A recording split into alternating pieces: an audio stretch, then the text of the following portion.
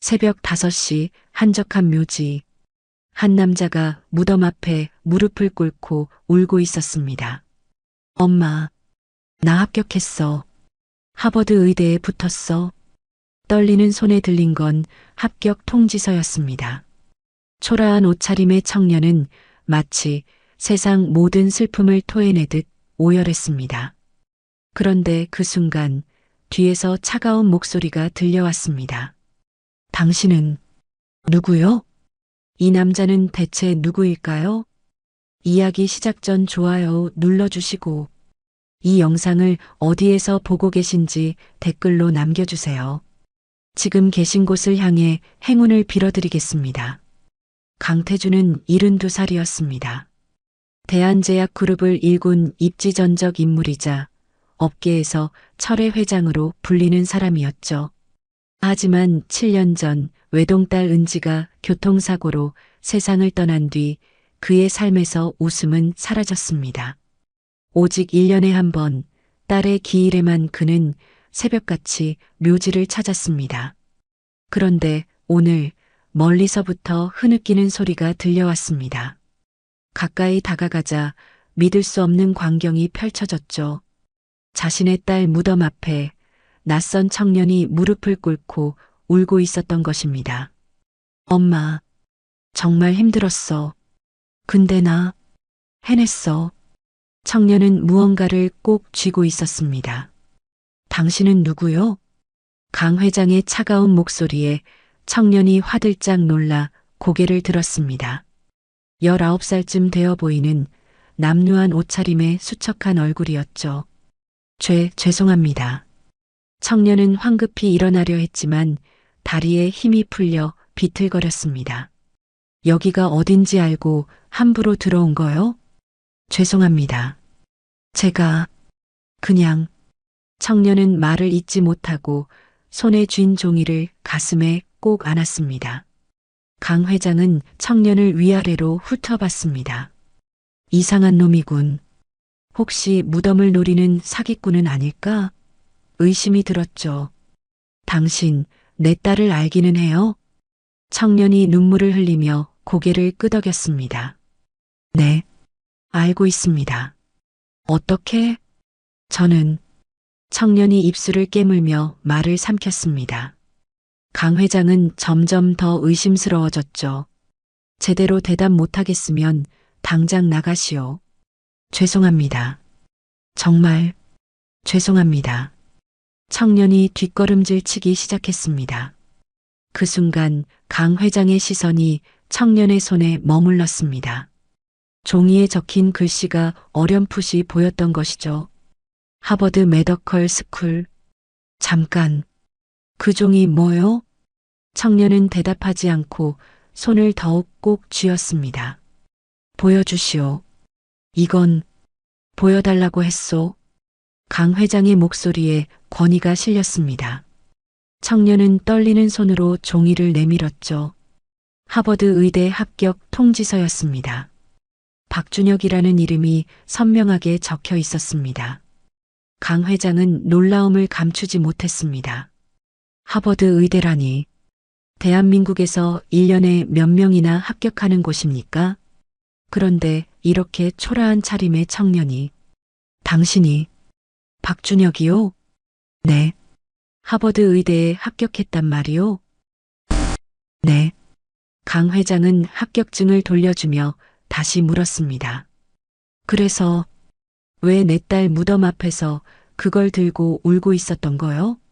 준혁은 합격증을 가슴에 꼭 안으며 떨리는 목소리로 말했습니다. 어머니께 보여드리고 싶었습니다. 어머니? 강 회장의 미간이 좁혀졌습니다. 내 딸을 어머니라고 불렀소? 죄송합니다. 제가 말을 잘못. 아니요. 강 회장이 손을 들어 제지했습니다. 이 청년이 거짓말을 하는 것 같지는 않았습니다. 오히려 진심으로 슬퍼하는 것처럼 보였죠. 당신, 내 딸과 대체 무슨 관계요? 준혁은 대답하지 못하고 입술만 파르르 떨었습니다. 강 회장은 답답함에 한숨을 내쉬었습니다. 하지만 동시에 묘한 끌림이 있었죠. 7년 만에 처음이었습니다. 자신의 딸을 아는 사람, 딸을 그리워하는 사람을 만난 것이. 앉으시오. 강 회장이 무덤 옆 벤치를 가리켰습니다. 천천히 이야기해 보시오. 두 사람은 벤치에 나란히 앉았습니다. 새벽 공기가 차가웠지만 강 회장은 신경 쓰지 않았습니다. 말해 보시오. 내 딸을 어떻게 알았소? 준혁은 한참을 망설이다 입을 열었습니다. 저는 어머니를 직접 뵌 적은 없습니다. 뭐?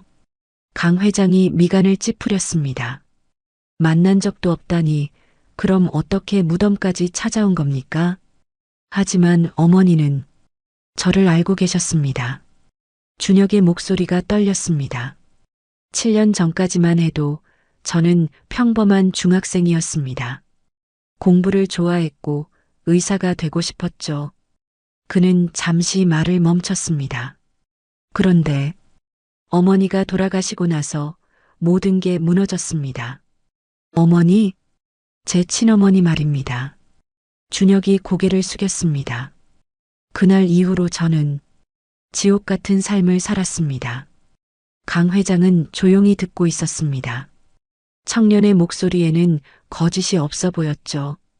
학교를 그만두고 편의점에서 일했습니다. 낮에는 검정고시를 준비하고 밤에는 알바를 했죠. 그렇게 힘든데도 공부를 계속했단 말이요? 네. 어머니의 꿈이었으니까요. 준혁의 눈에 눈물이 고였습니다. 친어머니는 항상 말씀하셨습니다. 내가 훌륭한 의사가 되는 게 내 꿈이라고. 강 회장은 묘한 감정을 느꼈습니다. 이 청년의 어머니도 아들을 사랑했구나 하는 생각이 들었죠.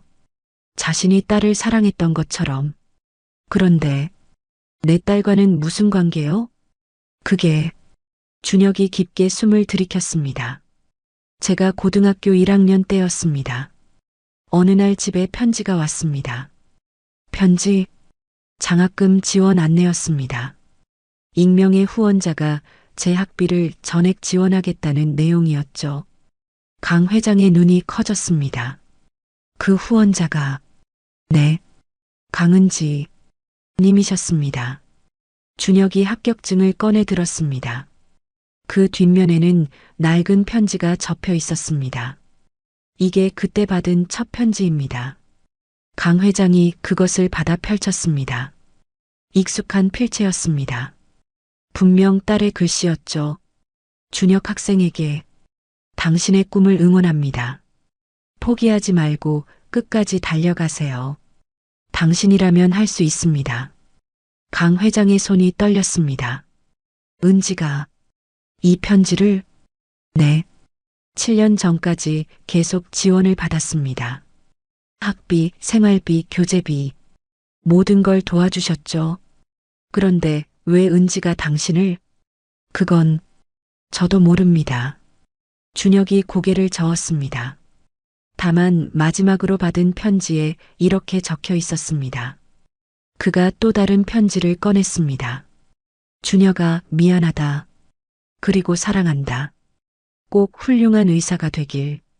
강 회장은 숨이 막혔습니다. 준혁아라는 호칭, 미안하다는 말, 사랑한다는 고백. 이건 단순한 후원자와 학생의 관계가 아니었습니다. 당신, 혹시? 강 회장의 목소리가 갈라졌습니다. 은지와 어떤 관계요? 준혁은 대답하지 못했습니다. 그저 눈물만 주르륵 흘렀죠. 강 회장의 머릿속이 복잡해졌습니다. 딸이 이 청년을 후원했다. 그것도 익명으로 아버지인 자신에게도 말하지 않고. 왜? 대체 이 청년이 누구기에? 제발 말해주시오. 강 회장이 간절하게 물었습니다. 당신은 내 딸에게 대체 누구요? 준혁이 떨리는 입술을 열었습니다. 저는. 하지만 그 순간 멀리서 휴대폰 벨소리가 울렸습니다. 준혁이 화들짝 놀라며 주머니를 뒤졌죠. 낡은 휴대폰을 꺼내 화면을 보는 순간 그의 얼굴이 창백해졌습니다. 죄송합니다. 급한 일이. 잠깐. 강 회장이 준혁의 팔을 붙잡았습니다. 아직 이야기가 끝나지 않았소. 죄송합니다. 정말 죄송합니다. 준혁이 다급하게 몸을 빼며 뛰어갔습니다.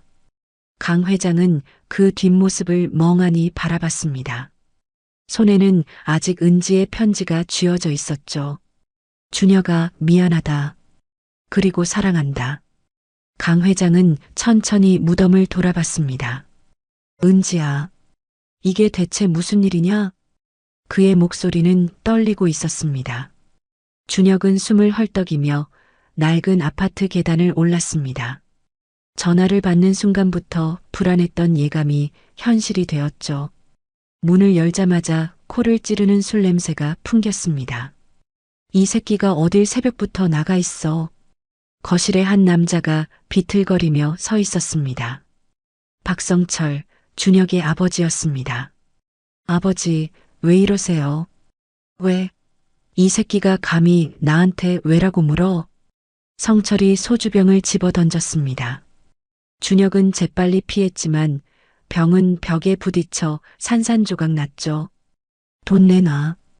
오늘까지 1,000만 원 갚아야 한다고. 아버지, 제게 그런 돈이 어디 있어요. 이 새끼가. 성철이 준혁의 멱살을 잡았습니다. 하버드 붙었다며? 장학금 받는다며? 그거 다 내놔. 그건 등록금으로 써야. 닥쳐.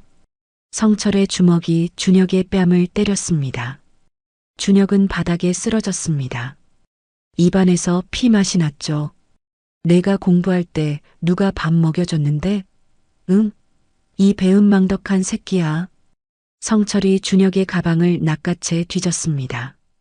하버드 합격증이 바닥에 나뒹굴었죠. 이딴 종이 쪼가리 때문에 내가 사채업자한테 죽게 생겼어. 성철이 합격증을 찢으려는 순간 준혁이 비명을 질렀습니다. 안 돼요. 준혁이 달려들어 합격증을 빼앗았습니다. 그리고 가슴에 꼭 안았죠. 이건 어머니가 원하셨던 건데. 어머니? 그 여자 얘기하지 마. 성철의 얼굴이 일그러졌습니다. 그 여자가 죽고 나서 내 인생이 망했어. 전부 다. 준혁은 아무 말도 하지 못했습니다. 어머니 얘기만 나오면 아버지는 미쳐버렸으니까요. 알았어. 네가 그렇게 나온다면. 성철이 비틀거리며 안방으로 들어갔습니다. 그리고 서류 뭉치를 들고 나왔죠. 이게 뭔지 알아? 너를 담보로 받은 사채야. 5억. 준혁의 얼굴이 하얗게 질렸습니다. 내가 하버드 가든 말든 내가 돈 못 갚으면 넌 평생 빚쟁이야. 그게 무슨 합법이야, 합법. 넌 내 아들이고 난 친권자니까. 성철이 비웃었습니다. 그러니까 착하게 장학금 내놔. 안 그러면 내 인생도 끝이야. 준혁은 주먹을 꽉 쥐었습니다. 손톱이 손바닥에 박혀 피가 났지만 느껴지지 않았죠. 7년이었습니다. 어머니가 돌아가신 후 7년 동안 이 지옥을 견뎌왔습니다. 맞고 굶고 얼어가며 공부했습니다. 어머니의 꿈을 강은지 님의 응원을 생각하며 버텼습니다. 그리고 마침내 합격했습니다. 하버드 의대에. 하지만 이 사람은, 자신을 낳은 이 사람은 그 모든 걸 빼앗으려 하고 있었습니다. 생각해봐. 일주일 줄게. 성철이 비틀거리며 소파에 쓰러졌습니다. 일주일 안에 5억 갚는 방법 찾아와. 안 그러면. 그는 코를 골기 시작했습니다. 준혁은 떨리는 손으로 합격증을 주워들었습니다. 구겨지고 찢어질 뻔한 종이. 어머니에게 보여드리고 싶었던, 강은지님께 감사하고 싶었던 증표. 어떡하지? 준혁의 눈에서 눈물이 흘러내렸습니다. 7년을 버텼지만 이젠 정말 끝인 것 같았습니다. 그때 주머니에서 뭔가 만져졌습니다. 아까 묘지에서 받은 명함. 강태준 회장의 명함이었습니다. 회장이 헤어지기 직전에 슬쩍 건네준 것이었죠. 혹시 도움이 필요하면 연락하시오. 준혁은 명함을 꼭 쥐었습니다. 하지만 곧 고개를 저었습니다. 안 돼. 이미 충분히 패를 끼쳤어. 그는 명함을 주머니에 넣고 방으로 들어갔습니다. 좁고 누추한 방. 벽에는 어머니 사진이 붙어 있었습니다. 어머니, 저 어떡하면 좋아요? 준혁은 사진 앞에 무릎을 꿇었습니다. 7년을 버텼는데 이제 정말 못하겠어요. 그의 어깨가 떨렸습니다. 19살 청년의 등에는 세상의 무게가 너무 무거웠습니다. 같은 시각 강태준 회장은 서재에 앉아 있었습니다. 책상 위에는 은지의 편지가 놓여 있었죠. 준혁아, 미안하다. 그리고 사랑한다. 미안하다니. 왜? 회장은 비서실장에게 전화를 걸었습니다. 박준혁이라는 청년 조사해 보시오. 19살 하버드 의대 합격자. 알겠습니다, 회장님. 불과 2시간 후 보고서가 올라왔습니다. 회장은 그 내용을 읽으며 점점 표정이 굳어갔습니다. 박준혁? 19세. 부친 박성철, 도박 중독자. 모친 사망, 7년 전. 거주지 서울 외곽 달동네 단칸방. 학력 검정고시 출신, 전 과목 만점. 특이사항 편의점 야간 알바, 도서관에서 숙식. 그리고 마지막 항목에서 회장의 손이 멈췄습니다. 모친 사망일 20xx년 X월 X일. 강 회장의 딸 강은지가 사고로 사망한 바로 그날이었습니다. 이게 무슨... 회장은 급히 다른 서류를 뒤졌습니다. 은지의 행적조사 자료. 7년 전 딸이 사망하기 전날까지의 행적이 적혀 있었죠. 의문의 출금 내역 매달 200만 원, 수년간 지속, 수혜자 불명, 장학재단 형식. 회장은 숨이 막혔습니다. 은지가 이 아이를 후원했던 거구나. 하지만 왜?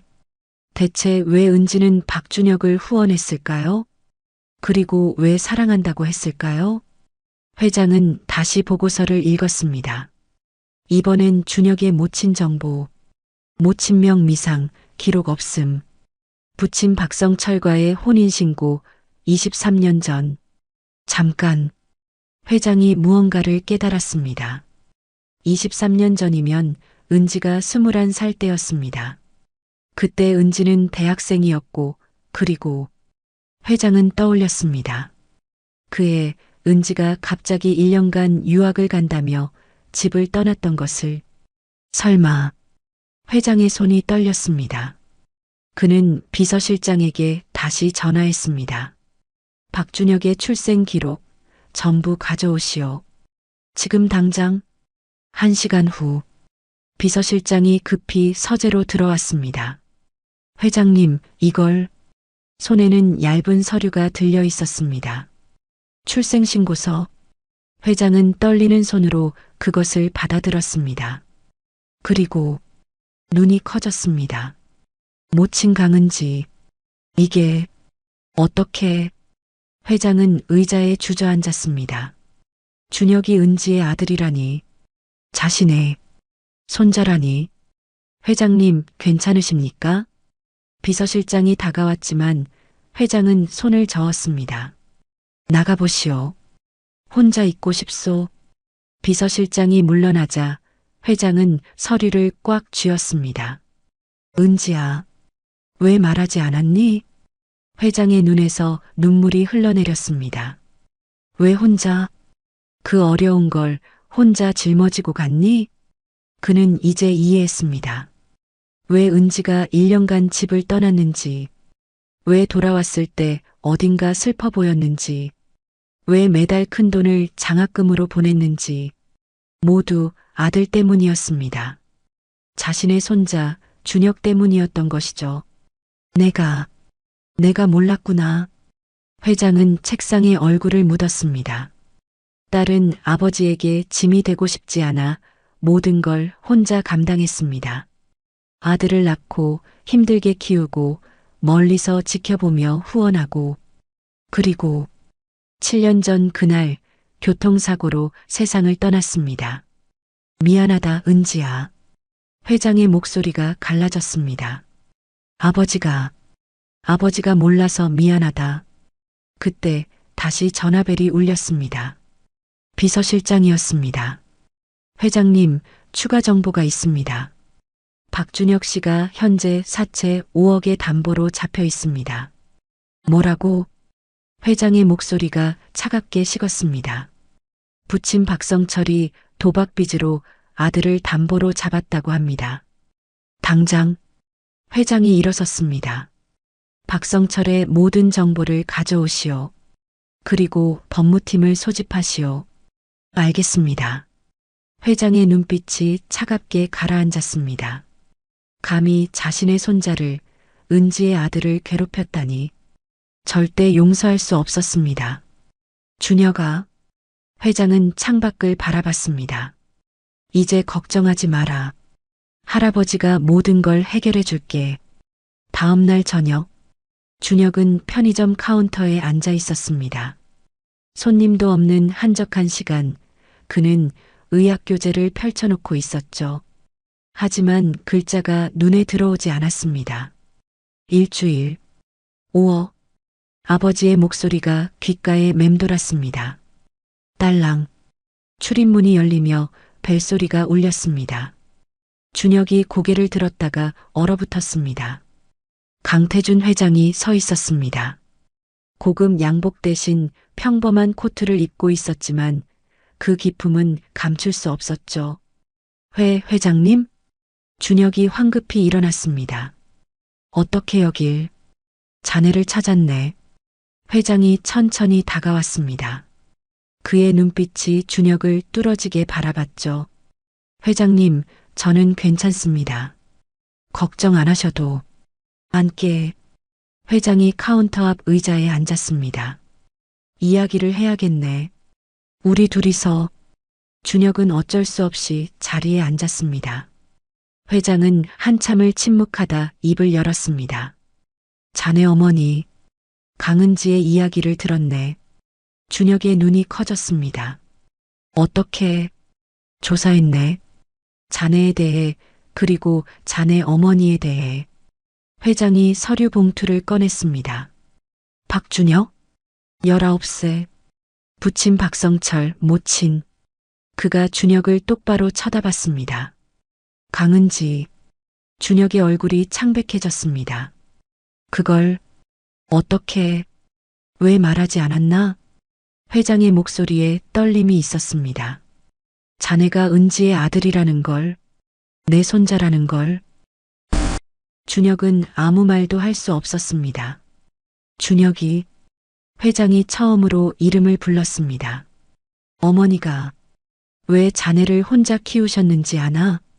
그건 아버지인 내게 짐이 되고 싶지 않아서였네. 회장의 눈에 눈물이 고였습니다. 은지는 그런 아이였어. 항상 혼자 끙끙 앓다가 혼자 해결하고. 그는 목이 메었습니다. 미안하네. 내가 몰랐네. 회장님. 아니, 이제 그렇게 부르면 안 되지. 회장이 자리에서 일어났습니다. 그리고 천천히 준혁 앞으로 다가왔죠. 준혁아. 그 한마디에 준혁의 눈에서 눈물이 쏟아졌습니다. 할아버지라고 불러다오. 회장이 준혁의 어깨를 꼭 안았습니다. 미안하다, 준혁아. 7년이나 늦게 찾아서. 할아버지. 준혁이 처음으로 그 호칭을 불렀습니다. 목소리가 떨렸습니다. 저는 알고 있네. 자네가 얼마나 힘들었는지. 회장이 준혁의 등을 토닥였습니다. 편의점 알바하며 공부하고 도서관에서 자고 모두 알고 있네. 죄송합니다. 폐를 끼쳐서. 무슨 소리야. 회장이 준혁을 떼어놓고 두 손으로 그의 어깨를 잡았습니다. 자네는 내 손자야. 은지의 아들이고 그의 눈빛이 단호했습니다. 이제부터 내가 자네를 지키겠네. 아무도 자네를 괴롭히지 못하게. 하지만 아버지가 박성철 말인가? 회장의 표정이 차갑게 굳었습니다. 그 인간에 대해서도 다 조사했네. 도박 빚 5억, 자네를 담보로 잡은 것까지. 죄송합니다. 제가 무능해서. 아니야. 회장이 고개를 저었습니다. 자네는 무능하지 않아. 그런 환경에서도 하버드에 합격한 자네는 대단한 아이야. 그는 준혁의 손을 꼭 잡았습니다. 이제 그만 혼자 버티려 하지 마라. 할아버지가 있잖니. 준혁의 입술이 떨렸습니다. 7년 동안, 아니 12살 이후로 처음이었습니다. 누군가 자신을 지켜주겠다고 말해준 게. 할아버지. 준혁이 회장의 가슴에 얼굴을 묻고 울었습니다. 19살 청년은 더 이상 참을 수 없었습니다. 7년간 쌓였던 두려움, 외로움, 고통이 터져나왔죠. 울어도 돼. 실컷 울어라. 회장이 손자의 머리를 쓰다듬었습니다.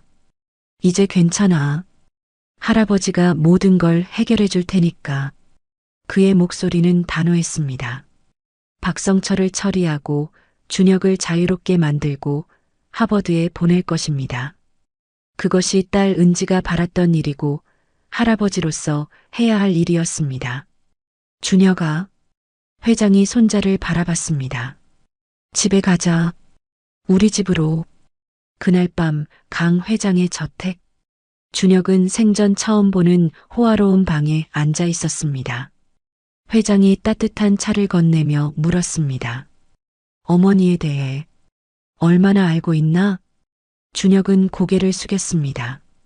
많이는 모릅니다. 어머니는 자신의 과거를 말씀하지 않으셨어요.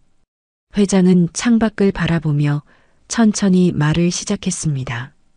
은지는 20살 때 봉사활동을 많이 했지. 그의 목소리에 그리움이 묻어났습니다. 어느 날 복지관에서 박성철을 만났어. 그때 그 사람은 달랐네. 달랐다니요? 착하고 성실해 보였지.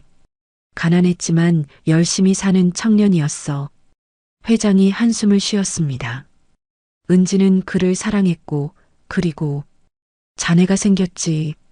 준혁은 조용히 듣고 있었습니다. 은지가 임신 사실을 알고 나서 나한테 말하지 않고 집을 나갔네. 유학 간다고 거짓말을 하고. 회장의 목소리가 떨렸습니다. 1년 후 돌아왔을 때 은지는 많이 변해 있었어. 슬퍼 보였지. 왜 할아버지께 말씀 안 하신 거죠? 짐이 되기 싫었던 거야. 회장이 쓴웃음을 지었습니다. 내가 너무 엄격했거든. 그룹 회장이라는 체면 위신. 그런 걸 중요하게 여겼지. 그는 준혁을 돌아봤습니다. 은지는 아버지가 실망할까봐 두려워했던 거야. 그래서 혼자 모든 걸 감당했네. 준혁의 눈에서 눈물이 흘렀습니다. 어머니는 저 때문에 고생하신 거네요. 아니야. 회장이 고개를 저었습니다. 은지는 자네를 사랑했어. 비록 함께 살 수 없었지만 멀리서라도 자네를 지켜보고 싶어 했지. 그는 준혁의 손을 잡았습니다. 매달 장학금을 보낸 건 그게 어머니가 자네를 사랑하는 방법이었던 거야. 준혁은 고개를 떨구었습니다. 어머니의 사랑이 이렇게 깊었다니. 자신은 알지도 못했습니다. 그런데 박성철은 달라졌네. 회장의 목소리가 차갑게 식었습니다. 결혼 후 도박에 빠졌지. 은지가 준 돈도 내가 몰래 보낸 돈도 전부 날렸어. 할아버지께서 돈을 보내셨어요? 물론이지. 회장이 쓴웃음을 지었습니다. 은지가 말하지 않았지만 나도 다 알고 있었네. 딸이 힘들어하는 걸. 그는 주먹을 꽉 쥐었습니다. 하지만 은지가 자존심이 강한 아이라. 내가 나서면 더 상처받을까봐 조용히 지켜봤지. 그러다가 7년 전 그날 준혁의 목소리가 떨렸습니다. 회장은 고개를 끄덕였습니다. 교통사고였네. 은지가 자네 학교 근처를 지나가다가 그의 목이 메었습니다. 그날 이후 나는 모든 걸 포기했어. 회사도 삶도 은지 없는 세상은 의미가 없었으니까. 준혁은 죄책감에 고개를 들 수 없었습니다. 어머니가 자신 때문에 자신의 학교 근처를 지나다가 내 잘못이 아니야. 회장이 준혁의 어깨를 두드렸습니다. 사고는 누구의 잘못도 아니네. 다만 운명이었을 뿐이지. 하지만 그리고 자네는 어머니의 꿈을 이뤘어. 회장이 미소 지었습니다. 하버드 의대 합격. 은지가 얼마나 자랑스러워했을까. 준혁의 눈에서 눈물이 뚝뚝 떨어졌습니다. 할아버지, 저는 이제 괜찮아. 회장이 손자를 꼭 안았습니다. 박성철은 내가 처리하겠네. 자네는 이제 자유로워질 거야. 정말 괜찮을까요? 물론이지. 회장의 눈빛이 단호했습니다. 내가 강태준이야. 내 손자를 괴롭힌 인간을 그냥 둘 리가 없지.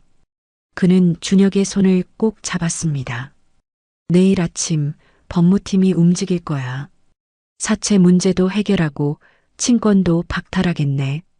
하지만 아버지는, 그 사람은 이제 내 아버지가 아니야.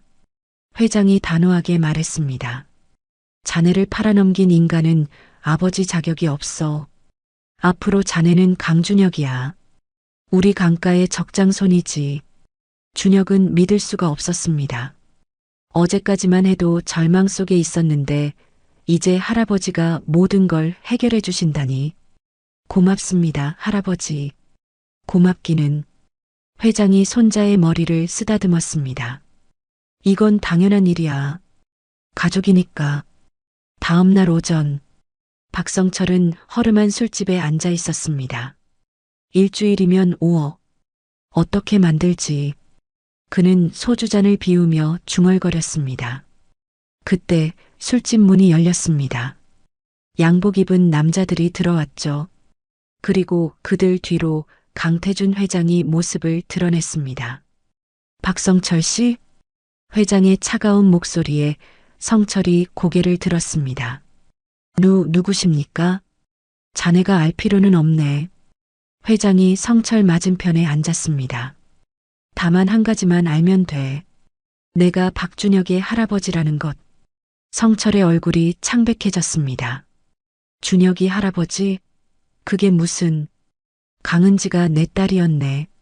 그리고 준혁이는 내 손자고. 회장의 눈빛이 얼음처럼 차가웠습니다. 성철은 뒤로 물러앉았습니다. 강은지의 아버지라니. 그 말은 설마 대한제약 강태준? 그렇네. 회장이 고개를 끄덕였습니다. 성철의 얼굴에서 핏기가 싹 빠졌습니다. 대한제약. 제게 서열 열위 안의 그룹. 그 회장이 지금 자신 앞에 앉아 있다니. 이건 두려운가? 회장이 냉소했습니다. 자네 아들을 담보로 잡았을 때는 두렵지 않았나 보지? 그건 변명하지 마. 회장이 손을 들어 제지했습니다. 내가 여기 온 이유는 단 하나야. 준혁을 자유롭게 만드는 것. 그는 서류 봉투를 꺼내 테이블에 놓았습니다. 5억 원의 사채? 전부 청산했네. 네. 성철이 놀라 서류를 펼쳤습니다. 정말로 사채업자들의 서명이 있었습니다. 전액 상환 완료. 그리고 이건 회장이 또 다른 서류를 꺼냈습니다. 친권 포기 각서야. 서명하게. 잠깐만요. 준혁이는 제 아들인데. 아들? 회장의 목소리가 낮게 깔렸습니다. 자네가 그 아이에게 아버지 노릇을 했나? 때리고 착취하고 팔아넘긴 게 아버지인가? 그건 은지가 살아있었다면 자네를 용서하지 않았을 거야. 회장의 눈에 분노가 타올랐습니다. 내 딸이 자네를 사랑했던 건 자네가 착한 사람이라고 믿었기 때문이야. 하지만 자네는 그 믿음을 배신했지. 성철은 아무 말도 하지 못했습니다. 선택지는 두 개야. 회장이 서류를 가리켰습니다. 하나, 친권을 포기하고 준혁에게서 영원히 손 떼는 것. 그러면 사채도 없고 앞으로 생활비도 지원하겠네. 그리고 둘은 거부하는 거지. 회장의 눈빛이 날카로워졌습니다. 그러면 자네가 저지른 모든 범죄를 고발하겠네. 아동학대, 사채 담보 사기, 도박. 10년은 감옥에 갈 걸세. 성철은 떨리는 손으로 술잔을 잡았습니다. 선택의 여지가 없었습니다. 서명. 하면 정말 사채가 없어지나요? 내 말을 믿지 못하겠나? 회장이 비웃었습니다. 난 강태준이야. 내가 약속하면 반드시 지키지. 성철은 한참을 망설이다 펜을 들었습니다. 그리고 서류에 서명했죠. 회장은 그것을 받아 확인했습니다. 잘 선택했네. 그는 수표 한 장을 꺼내 테이블에 놓았습니다. 1,000만 원이야. 생활 정착금이네. 감사합니다. 감사할 것 없어. 회장이 일어섰습니다. 이건 내 손자를 위한 거지, 자네를 위한 게 아니야. 그는 성철을 내려다봤습니다. 앞으로 준혁 앞에 절대 나타나지 마. 만약 나타난다면 회장의 눈빛이 살벌해졌습니다. 그때는 정말로 끝장을 보겠네. 성철은 고개를 끄덕일 수밖에 없었습니다. 회장은 뒤돌아 나가며 마지막으로 말했습니다. 은지가 자네를 사랑했었네. 그 마음만큼은 진심이었어. 그의 목소리에 아쉬움이 묻어났습니다. 하지만 자네는 그 사랑을 지킬 자격이 없었어. 문이 닫혔습니다. 성철은 혼자 남아 고개를 떨구었습니다. 그는 모든 걸 잃었습니다. 아들도 가족도 미래도. 하지만 그것은 자신이 선택한 길이었습니다. 같은 시각 강 회장의 저택. 준혁은 창밖을 바라보고 있었습니다. 준혁아. 회장이 서재 문을 열고 들어왔습니다. 모든 게 끝났다. 정말요? 그래. 이제 자넨 자유야. 회장이 미소 지었습니다. 박성철은 친권을 포기했네. 앞으로 자네를 괴롭힐 일은 없을 거야. 준혁은 믿을 수가 없었습니다. 7년간 짓눌렸던 무게가 사라진 것 같았습니다. 할아버지, 정말 감사합니다. 이제 시작일 뿐이야. 회장이 준혁의 어깨에 손을 얹었습니다. 하버드에 가서 훌륭한 의사가 되거라. 그게 은지가 바랐던 일이니까. 네, 꼭 그러겠습니다. 준혁의 눈에 결의가 담겼습니다. 어머니가 자랑스러워하실 의사가 되겠습니다. 6개월 후 새벽 묘지. 강태준 회장과 준혁이 나란히 은지의 무덤 앞에 섰습니다. 어머니, 준혁이 무릎을 꿇었습니다. 내일이면 하버드로 떠납니다. 그의 목소리는 떨렸지만 단단했습니다. 7년 동안 정말 힘들었어요. 하지만 어머니가 보내주신 편지들이 있었기에 버틸 수 있었습니다. 준혁은 가방에서 낡은 편지 봉투들을 꺼냈습니다. 7년간 받았던 은지의 편지들이었죠. 이 편지들을 읽을 때마다 어머니가 저를 지켜보고 계신다는 걸 느꼈습니다. 그는 편지를 한 장 한 장 무덤 앞에 놓았습니다. 이제 약속을 지키러 갑니다. 훌륭한 의사가 되겠습니다. 회장도 무릎을 꿇었습니다. 은지야. 그의 목소리에 그리움이 묻어났습니다. 아버지가 늦게 알아서 미안하구나. 내가 이렇게 훌륭한 아들을 남겨줬는데 난 몰랐어. 그는 무덤을 쓰다듬었습니다. 하지만 이제 알았어. 그리고 약속하마. 준혁이를 내가 바랐던 대로 키우겠다고. 두 사람은 한참을 무덤 앞에 앉아 있었습니다. 침묵 속에서 은지의 존재가 느껴지는 것 같았습니다. 공항. 준혁은 출국장 앞에서 할아버지를 마주했습니다. 잘 다녀오너라. 회장이 손자의 어깨를 토닥였습니다. 할아버지, 정말 감사합니다. 준혁의 눈에 눈물이 고였습니다. 할아버지를 만나지 못했다면 전 여기 서 있지 못했을 겁니다. 아니야. 회장이 고개를 저었습니다. 자네는 원래 여기 설 자격이 있었어. 다만 내가 늦게 찾았을 뿐이지. 그는 준혁의 손에 작은 상자를 쥐어줬습니다. 이걸 가져가거라. 준혁이 상자를 열자 작은 로켓이 들어 있었습니다. 이건 은지가 어렸을 때 가지고 놀던 거야. 회장이 미소 지었습니다. 딸아이가 이걸 목에 걸고 다니며 말했지. 의사가 되고 싶다고. 준혁의 가슴이 뜨거워졌습니다. 어머니도 의사가 되고 싶으셨어요? 그래. 하지만 이루지 못했지. 회장의 눈빛이 부드러워졌습니다. 대신 자네가 이뤄주는 거야. 은지의 꿈을. 준혁은 로켓을 꼭 쥐었습니다. 꼭 훌륭한 의사가 되겠습니다. 알고 있네. 회장이 손자를 꼭 안았습니다. 자네는 이미 훌륭한 청년이야. 그 어려운 환경에서도 포기하지 않았으니까. 두 사람은 한참을 포옹했습니다. 할아버지와 손자. 7년 만에 만났지만 이제는 때려야 뗄 수 없는 가족이었습니다. 가거라. 그리고 돌아올 때는 의사가 되어서. 네, 할아버지. 준혁이 깊게 고개 숙여 인사했습니다. 그리고 출국장으로 걸어갔죠. 회장은 손자의 뒷모습을 바라봤습니다. 든든하고 당당한 모습이었습니다. 은지야, 봤니? 내 아들이 저렇게 컸어.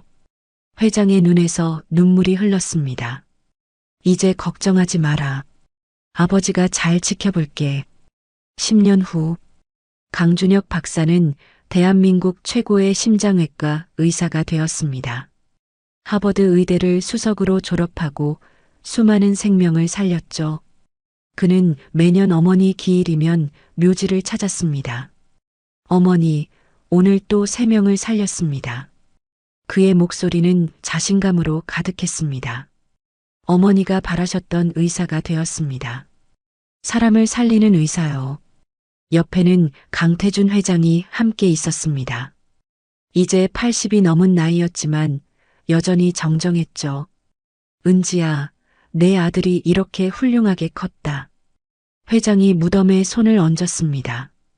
자랑스럽지? 아버지도 자랑스럽단다. 두 사람은 무덤 앞에서 미소 지었습니다. 슬픔은 이제 없었습니다. 대신 은지가 남긴 사랑과 유산이 이어지고 있었습니다. 준혁을 통해, 강가의 새로운 시작을 통해, 그리고 매일 살아나는 환자들을 통해. 어머니, 준혁이 주머니에서 낡은 로켓을 꺼냈습니다. 10년간 목에 걸고 다닌 어머니의 유품이었죠. 제가 어머니의 꿈을 이뤘습니다. 이제 편히 쉬세요. 바람이 불었습니다. 마치 은지가 답하는 것처럼. 고맙다, 준혁아. 그리고 사랑한다. 두 사람은 고개를 들어 하늘을 바라봤습니다. 푸른 하늘 위로 햇살이 쏟아지고 있었습니다. 새로운 시작을 알리는 아침이었습니다. 어머니의 사랑으로 시작된, 할아버지의 힘으로 완성된, 그리고 준혁의 노력으로 이뤄낸 아름다운 이야기의 끝이자 시작이었습니다. 강준혁은 어머니가 남긴 사랑으로, 할아버지가 준 희망으로, 그리고 자신의 노력으로 꿈을 이뤘습니다. 여러분, 이 이야기가 감동적이셨다면 좋아요와 구독 부탁드립니다. 그리고 알림 설정까지 해두시면 매일 새로운 감동 스토리를 가장 먼저 만나보실 수 있습니다. 다음 이야기도 기대해 주세요.